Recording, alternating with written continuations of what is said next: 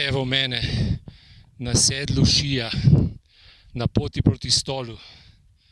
Zdaj, koliko časa sem hodil do tlele? 1:40 iz Ljubelja.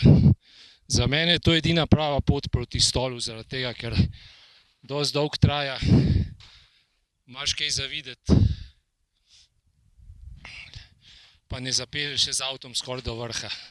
Tamle v daljavi je Stol, desno se gre proti Vrtači, zadnji od tlele smo prišli, mimo Koče na Zelenici, pa Koče na izviru Završnice. Tam gor je srednji vrh, samo enih 10 minut vzpona pa si tam. Zdaj bom šel pa tlele dol, levo se spustiš, pa tam narediš krog, desno spodaj, več ali manj navzdol, po ravnem, po levo ravnina, potem bo pa zaključni vzpon proti Stolu. Piše 2:20, ampak realno je to dobra urica. Je pa treba hoditi tlele po možnosti spomladi, takoj, ko se sneg stopi, da ni več plazov, ker poleti je vroče kot svina. Ni pa nič zahtevnega, samo pač rabiš kondicijo.